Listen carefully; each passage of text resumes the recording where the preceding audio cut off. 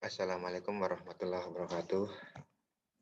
Di pertemuan 8 ini kita akan membahas tentang comparison of period fertility rate with average parities for a hypothetical cohort atau bisa disebut sebagai parity increment method.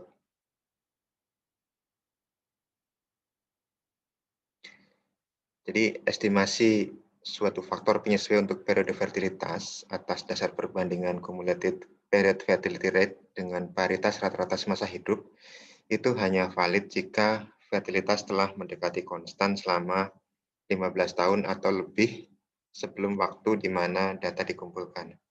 Jadi, metode parity increment method ini adalah sambungan dari pertemuan 7 yang lalu, tetapi nanti di sini kita menggunakan, 2 data dari, 2 sensus ya.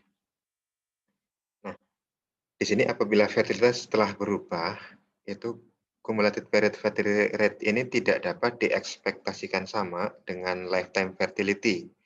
Dan faktor penyesuaian yang dihitung berdasarkan perbandingan dari kedua data tersebut akan mencerminkan tidak hanya kemungkinan kesalahan data, tetapi efek dari perubahan melalui waktu. Nah, salah satu cara untuk menghindari masalah ini adalah dengan cara menghitung rata-rata paritas yang merujuk kepada pengalaman fertilitas selama periode tertentu dan membandingkannya dengan tingkat rata-rata paritas yang dikumulatifkan yang diukur dalam periode yang sama. Nah, jika sebelumnya untuk menghitung pengalaman fertilitas masa hidup hanya membutuhkan data ALH dalam satu survei atau satu sensus, namun untuk menghitung fertilitas untuk suatu periode tertentu itu membutuhkan data ALH menurut Ibu yang tersedia dari dua survei atau dua sensus. Nah, dalam kasus ini rata-rata paritas yang merupakan suatu kohor hipotetis dari fertilitas intersurvei itu dapat dibangun berdasarkan peningkatan paritas intersurvei untuk kohor yang sebenarnya. Nah, data yang dibutuhkan ini tidak banyak berbeda dengan pertemuan yang 7 kemarin. Jadi kita membutuhkan ALH, anak lahir hidup menurut kelompok umur ibu yang diperoleh dari 2 survei atau sensus. Kemudian jumlah kelahiran selama tahun pelaksanaan masing-masing survei atau sensus menurut kelompok umur ibu atau hasil registrasi kelahiran menurut kelompok umur ibu untuk masing-masing tahun survei atau sensus. Kemudian jumlah wanita menurut kelompok umur dari 2 survei atau sensus. Nah, ini ada tambahan saja, jika birth rate itu diketahui atau telah dihitung, maka jumlah penduduk telah tercatat pada masing-masing survei atau sensus. Nah, prosedurnya semuanya ada 7 step, 7 tahapan di sana.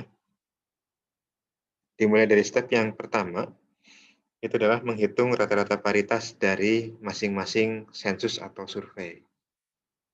Kemudian, rata-rata paritas survei pertama itu kita notasikan menjadi PI,1. Jadi 1 itu melambangkan sebagai sensus atau survei yang pertama. Kemudian untuk survei yang kedua itu rata-rata paritas dinotasikan menjadi PI,2, di mana I-nya itu adalah kelompok umur ibu ya. Jadi I sama dengan 1 untuk 15 sampai 19 tahun, I sama dengan 2 untuk 20 sampai 24 tahun, dan seterusnya sampai dengan I sama dengan 7 itu untuk kelompok umur ibu 45 sampai 49 tahun. Kemudian ini dihitung dari jumlah anak lahir hidup dibagi dengan jumlah perempuan. Itu dilakukan untuk masing-masing survei atau masing-masing sensus. Kemudian di step yang kedua, itu kita menghitung rata-rata paritas untuk suatu kohor intersurvei hipotetis. Nah, cara penghitungannya itu tergantung jarak antar survei ya. Kalau misalnya jaraknya itu adalah 5 tahun, maka perbedaan I-nya itu perbedaannya 5 tahun di sini ya. Maka delta PI plus 1 sama dengan PI plus 1,2 min PI, 1 ya. Maksudnya apa? Jadi perbedaannya di sini adalah pengurangan dari untuk sensus atau survei yang kedua, itu ngambil dari kelompok umurnya I plus 1 ya, karena beda 5 tahun. dikurangi dengan untuk sensus yang pertama untuk kelompok umur KI. Nah, ini berbeda kalau periode perbedaannya 10 tahun, maka di sini I-nya adalah I+2 ya, karena 10 tahun, 5 tahun kali 2. Ini perbedaannya adalah PI+2 di sini dari sensus yang atau survei yang kedua dikurangi dengan PI untuk kelompok umur I dari survei atau sensus yang pertama. Nah, ini I-nya adalah 1 sampai 5. Kalau di atas I-nya adalah 1 sampai 6. Nah, kohor paritas hipotetis itu sendiri ditandai dengan PI, S, di mana ini rumusnya ya, PI, S. Kemudian PI, S ini diperoleh dengan cara menjumlahkan beberapa kohort parity increment atau delta PI. Nah, di sini untuk PI, S kelompok umur ganjil itu dihitung dari menjumlahkan delta PI untuk kelompok umur ganjil. Sedangkan untuk PI, S kelompok umur genap itu dihitung dengan menjumlahkan delta PI dari kelompok umur genap. Sehingga kalau dinotasikan seperti ini ya, P1, S itu merupakan kita dapat mengambil dari delta P1 atau sama dengan P12. Kemudian P2S itu sama dengan P22. Kemudian P3S adalah delta P1 ditambah dengan delta P3. Kemudian P4, S itu dari delta P2 plus delta P4 dan seterusnya. Nanti mungkin kita bisa lebih jelas ketika nanti kita proses menghitungnya ya, kita perlihatkan. Di step yang ketiga, itu kita menghitung intersurvey fertility schedule ya, atau FI-nya, fertility-nya. Jadi ASFR untuk tahun pertama, ya, itu FI,1 dan untuk tahun kedua itu FI,2 ya, untuk maksudnya ini untuk sensus atau survei yang kedua. Ini diperoleh dari pembagian jumlah kelahiran menurut kelompok umur dengan jumlah wanita pada kelompok umur yang sama. FI ini diperoleh dari penghitungan rata-rata aritmatika dari FI,1 dan FI,2. Artinya penjumlahan dari FI,1 dan FI,2 kemudian dibagi dengan 2. Itulah rata-rata aritmatik. Nah, di step keempat itu kita menghitung fertilitas kumulatif untuk kohor hipotetis atau dinotasikan dengan V ya, VI. Ini adalah rumusnya. Kemudian di step kelima itu kita menghitung average parity equivalent untuk kohor intersurvey hipotetis ya. Ini di mana FI untuk I sama dengan 1 sampai dengan 6 itu adalah VI-1 plus AI FI plus BI FI plus 1 plus CI V7.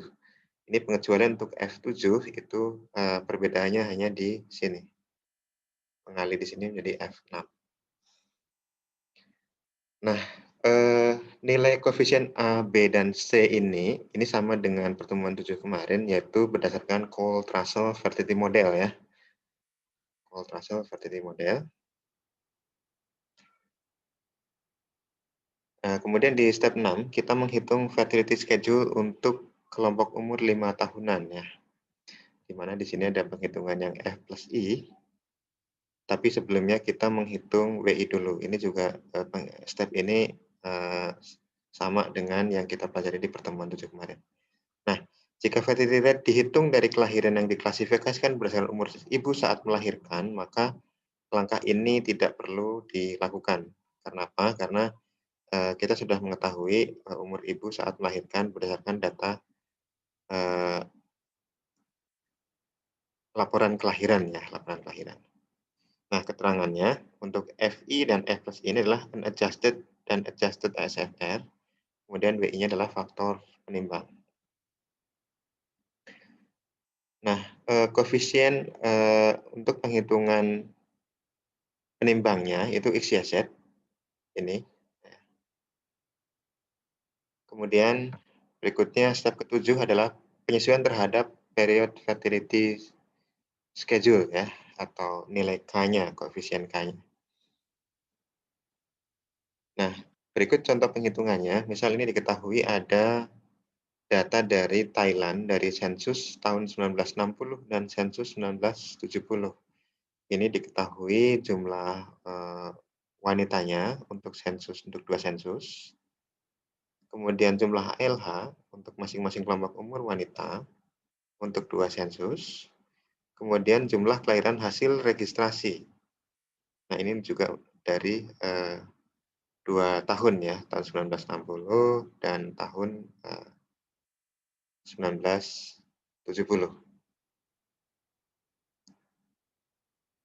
Nah, di tahap pertama itu kita menghitung rata-rata paritas ya dari masing-masing sensus. Jadi dari tahun 60 kita hitung, kemudian dari tahun 70 juga kita hitung ya dari jumlah ALH dibagi dengan jumlah penduduk wanita. Nah, sebagai contoh misalnya untuk sensus penduduk tahun 1960 untuk wanita kelompok umur 2024 atau dinotasikan dengan P2,1, maka paritasnya P-nya adalah 0,8621.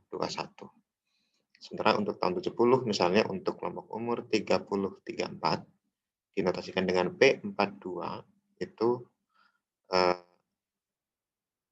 membaginya menjadi angka hasilnya menjadi seperti ini 3,8186.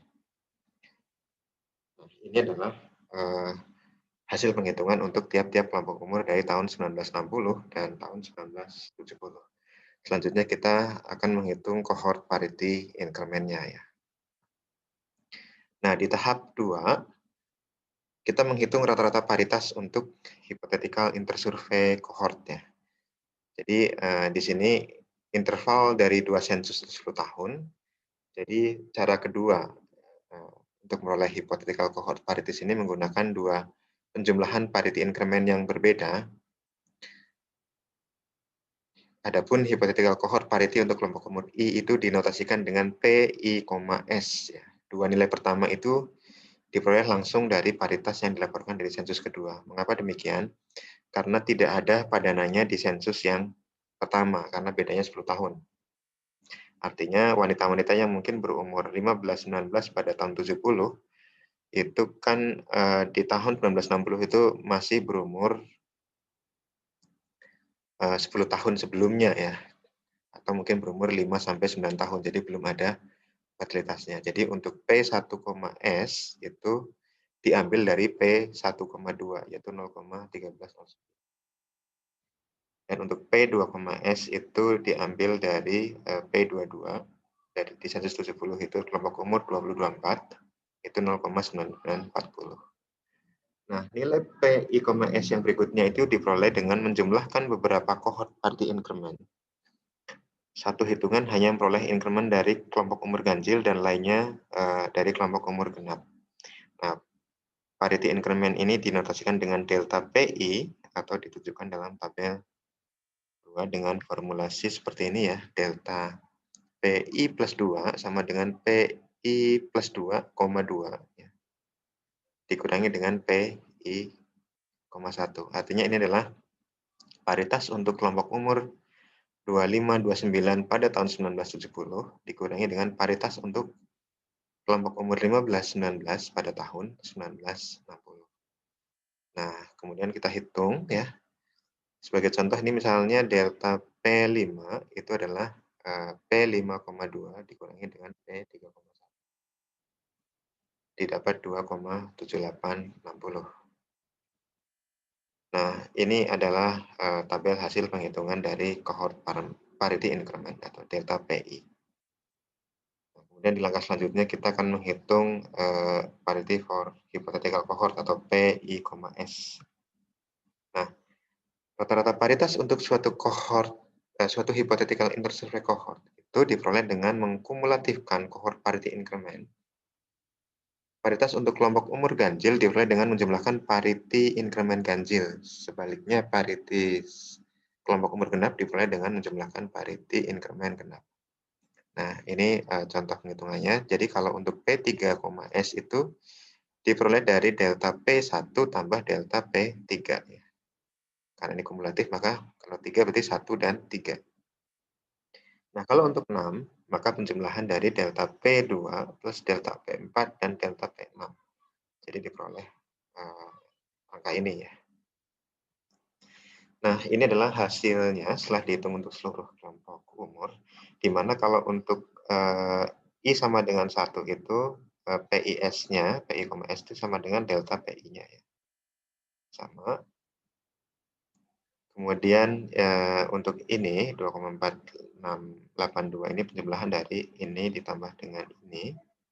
Kemudian untuk yang ini 3,905 ini adalah 9505 adalah jumlah 0,9940 ditambah dengan 2,9565 dan seterusnya. Nah, di tahap 3 itu kita menghitung intersurvey fertility schedule. Nah, di sini ASFR untuk tahun 60 dan 70 itu diperoleh dari pembagian jumlah kelahiran menurut kelompok umur pada kolom 6 dan kolom 7 pada tabel 1 dibagi dengan jumlah wanita pada kelompok umur yang sama pada tabel yang sama. Nah, jadi bila ASFR dinosikan dengan FI, 1 pada kelompok umur I itu untuk tahun 1960 dan untuk FI, 2 itu untuk 1970 ya. Untuk sensus yang kedua. Sehingga dengan demikian nilai F2,1 atau dapat kita baca sebagai fertilitas untuk kelompok umur 2024 pada tahun 1960 itu adalah ini ya. Pembagian ini sehingga menjadi sama dengan 0,1979. Adapun F untuk kelompok umur 30-34 pada tahun 1970 adalah 0,1985. Nah, nilai FIJ ini untuk seluruh kelompok umur dapat ditunjukkan pada tabel berikut ya. Jadi ini adalah fertilitas untuk tahun 1960, kemudian inilah untuk 1970. Selanjutnya kita hitung FI, di mana FI itulah rata-rata aritmatik dari dua sensus ini. Sehingga kalau kita lihat F2-nya adalah F2,1 plus F2,2 dibagi dengan 2. Jadi rata-rata dari kelompok umur yang sama untuk tahun 1960 dan tahun 1970. Adapun untuk F5 didapat nilai sekian. Kita sudah sampai mendapatkan fertility intersurvey untuk 1960 sampai dengan 1970. Langkah berikutnya di tahap 4 kita menghitung kumulatif fertilitas untuk hypothetical intersurvey cohort. Ini disimpulkan dengan V. Nah, di sini tingkat fertilitas antar sensus FI itu dikalikan dengan selang umur ya, selang umur. Karena kelompok umur 5 tahunan maka dikali 5 pada kelompok umur yang akan menghasilkan kumulatif fertility schedule atau VE. Selanjutnya, penghitungan untuk kelompok umur berikutnya, misal untuk I sama dengan 2 dan I sama dengan 5 itu sebagai berikutnya. V2 sama dengan 5 dikalikan dengan ini ya. Untuk F1 dan F2 sama dengan dapatlah kumulatif untuk V2 untuk kelompok umur 2024 itu 1,2720. Nah, dengan cara yang sama untuk V5 itu menjadi didapatkan 4,3220. Ini adalah hasil selengkapnya dari cumulative fertility schedule ya. Atau sebetulnya kalau kita lihat di sini nilai V7 itu sama dengan TFR yang unadjusted sebetulnya. TFR yang unadjusted itu sekitar 4,85. Kemudian langkah berikutnya kita menghitung average parity equivalent atau F besar I. Nah, di mana di sini untuk F besar I itu adalah untuk I sama dengan 1 sampai 6 itu dihitung dari rumus V I-1 AI kali FI plus AI kali FI plus BI kali FI plus 1 plus C I kali V7. Nah, ini contohnya saja untuk F3 itu dapat 1,8684. Untuk F7 itu didapat 4,8211. Tapi untuk F7 ini di sini perbedaannya di sini adalah F6. Nah, ini hasil untuk penghitungan untuk tiap kelompok umur. Kemudian, selanjutnya kita menghitung hypothetical cohort parities ya. Setelah dapat fertility-nya, kita hitung, parity-nya ya, hitung parity-nya. Nah ini,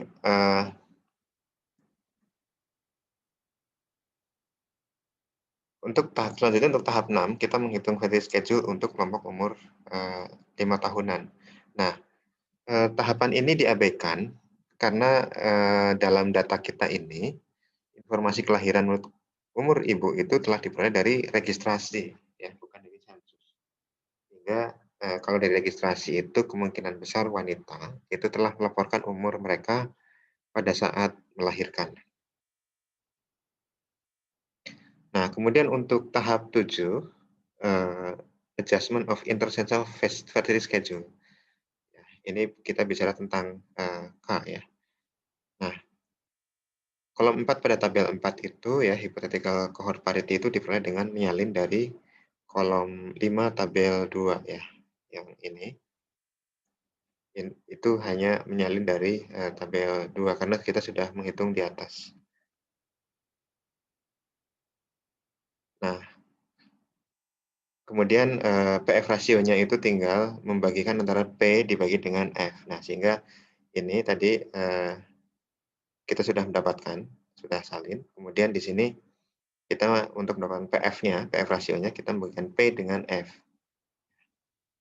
Jadi, kolom 4 dibagi dengan kolom 3 untuk masing-masing I. Nah, kalau kita lihat di sini, itu ternyata angkanya hampir sama ya, 1,3, 1,3. Hanya yang aneh ya, itu hanya kelompok umur 15, 19 dan ini memang nanti akan di-exclude. Nah, adjustment faktor K itu dapat dipilih dari hasil penghitungan PF rasio. Nah, PF ini dianggap konsisten kecuali pada kelompok umur muda ya, atau, kelompok umur 15, 19 tahun. Di sini angkanya, eee, agak berbeda dengan angka registrasi, sehingga pada bagian ini pengaruhnya dianggap tidak ada. Sebagian besar angka PF rasio itu konsisten, sehingga adjustment faktor dari hasil pemilihan tidak terlalu berpengaruh besar. Nah, rata-rata rasio pada kelompok umur, I sama dengan 2 sampai dengan I sama dengan 7, itu cukup memuaskan ya dari, tabel yang tadi ya, di sini angkanya agak merata, sehingga dapat kita rata-ratakan saja. Dari 6 kelompok umur itu kita mendapat rata-ratanya sebesar 1,339. Nah, kemudian, di tabel 4 itu menyajikan, adjusted fertility schedule atau F bintang I untuk periode 60 sampai 70. Nah, total fertility dapat diestimasi dengan menjumlahkan angka-angka F bintang I dikali dengan 5 atau V7 ya, dikalikan dengan K. Hasilnya sama saja. Dari estimasi, diperoleh TF sebesar 6,5 dibanding dengan tanpa disesuaikan dari hasil registrasi sebenarnya 4,85. Jadi ada penyesuaian. Jadi 6,5 itu merupakan perkalian antara 4,85 dikali dengan 1,339. Nah, K ini merupakan adjustment factor untuk hasil registrasi sehingga seperkanya atau diperoleh 1,339 itu adalah 0,7468 atau 74,68%. Nah, ini, merupakan bisa juga dibaca baru sebagian dari hasil pengumpulan data sensus yang lengkap atau dengan kata lain hasil registrasinya masih underestimate. Nah, angka-angka F bintang I pada kolom 6 ini diperoleh dari hasil kali antara adjustment faktor K dengan kolom 4 pada tabel 3. Nah, jadi, ini kita peroleh ini ya, jadi TFR sebelum, adjusted ya, itu 4,85. Sementara dengan hasil adjustment itu kita peroleh jadi 6,5, seperti itu. Nah, kemudian ini adalah, ASFR yang, sudah, eee, adjusted ya. Eee, Demikian, tetapi, sebelumnya saya coba, ingin menunjukkan penghitungan di Excel-nya dulu ya. Ya. Ini data dari Excel-nya ya, dengan step-step yang tadi. Cuman mungkin supaya kita bisa lebih mudah memahami ya. Jadi ada 3 data, yaitu data jumlah penduduk wanita, jumlah ALH, dan jumlah kelahiran hasil registrasi. Nah, di sini dari 2 sensus tahun 1960 dan 1970. Nah, di tahap pertama itu kita menghitung paritas ya untuk sensus tahun 1960. Nah, ini adalah pembagian antara jumlah ALH dibagi dengan jumlah wanita. Nah, ini kita menggunakan round. Di sini 4 itu supaya dapat 4 angka di belakang koma. Nah, ini dengan kelompok umur berikutnya sama ya, cuma tinggal dikopikan saja ke bawah. Nah, untuk yang tahun 1970 itu kita bagi dari ALH tahun 70 dibagi dengan wanita pada kelompok umur yang sama di tahun 1970. Kemudian di kelompok umur berikutnya juga tinggal copy saja ke bawah. Nah, kemudian di tahap kedua kita menghitung cohort parity increment atau delta PI ya. Nah, untuk delta PI yang pertama, untuk I yang pertama itu nilainya sama dengan P 1,2. Kemudian untuk delta P2 itu adalah sama dengan P 2,2. Nah, untuk delta P3 itu adalah selisih dari P 3,2 dikurangi dengan P 1,1. Karena bedanya 10 tahun ya. Kemudian untuk delta P4 itu adalah P 4,2 dikurangi dengan P 2,1. Dan seterusnya. Jadi bedanya adalah 10 tahun atau 2 kelompok umur ya. Dan seterusnya, sehingga ini adalah P 7,2 dikurangi dengan P 5,1. Kemudian masih di tahap 2 kita menghitung PI,S ya. Jadi untuk P1S itu sama dengan delta P1 atau sama dengan P 1,2. Kemudian untuk P2,S itu sama dengan P2,2 atau sama dengan delta P2. Nah, bagaimana untuk P3,S itu adalah penjumlahan delta P1 tambah delta P3. Kemudian untuk P4S itu adalah delta P2 tambah delta P4. Dan seterusnya. Nah, terakhir kita lihat untuk yang P7S itulah penjumlahan dari delta P1 yang ganjil-ganjil ya, tambah delta P2 tambah delta P3 tambah delta P5 tambah delta P7. Sampai tahap 2. Kemudian di tahap yang ketiga itu kita menghitung ASFR, menghitung fertilitas ya, dengan cara membagikan antara jumlah kelahiran hasil registrasi ya, dibagi dengan jumlah wanitanya untuk tiap-tiap kelompok umur. Dan untuk tahun 1960 dan tahun 1970. Setelah kita mendapatkan untuk tahun 1960 dan tahun 1970, selanjutnya kita hitung rata-rata aritmatika untuk keduanya atau dinotasikan dengan FI. Nah, di mana di sini adalah F1 misalnya adalah penjumlahan dari F1,1 tambah F1,2 dibagi dengan 2. Ini round up, di round 4 ini supaya ada 4 angka di belakang koma. Nah, ini juga berlaku untuk kelompok umur I sama dengan 2 sampai dengan I sama dengan 7. Nah, kemudian di tahap keempat, kita menghitung cumulative fertility schedule. Jadi untuk I yang pertama itu adalah 5 dikalikan dengan ini ya, F1. Kemudian untuk I sama dengan 2 itu adalah 5 dikalikan dengan F1 tambah F2 ya. Karena ini judulnya kumulatif ya.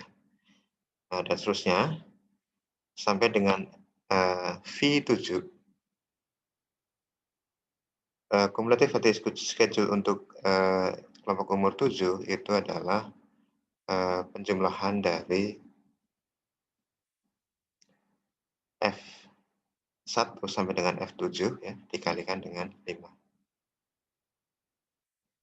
Nah, kemudian untuk tahap kelima yaitu kita menghitung average parity equivalent.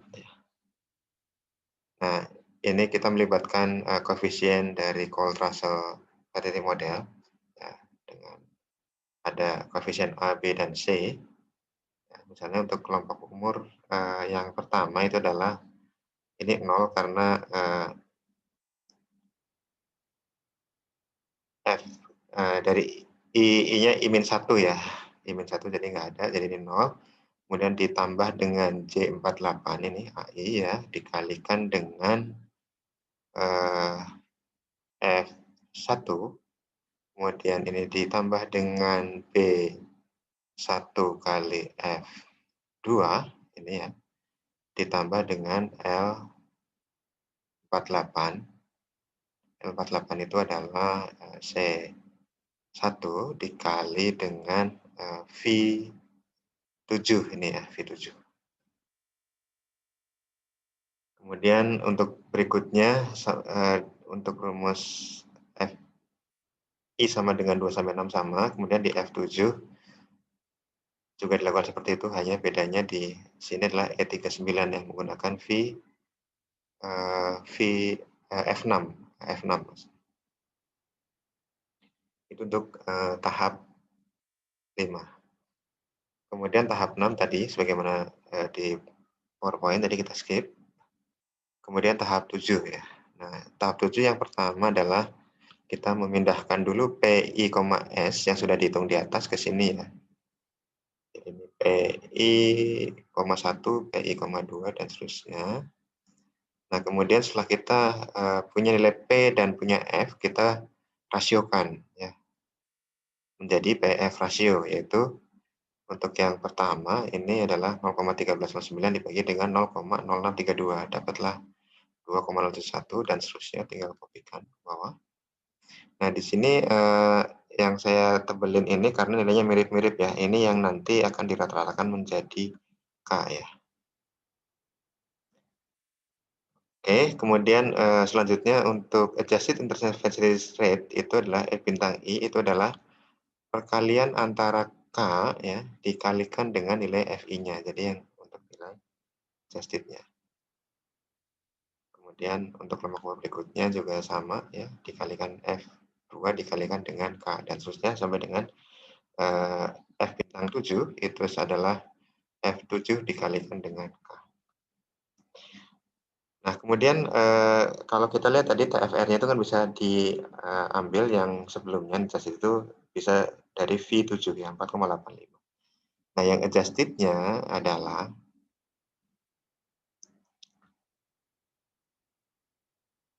5 dikalikan dengan F bintang I, didapat adalah 6,5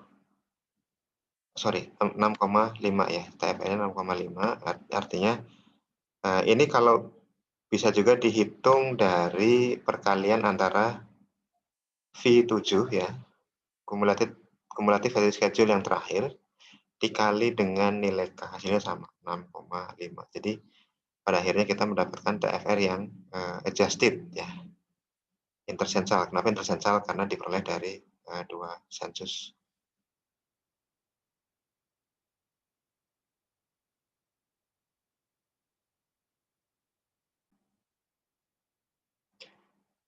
Ya, baik, itu yang dapat saya sampaikan di pertemuan ke-8 ini terkait dengan parity increment method ya, untuk penghitungan fertilitas.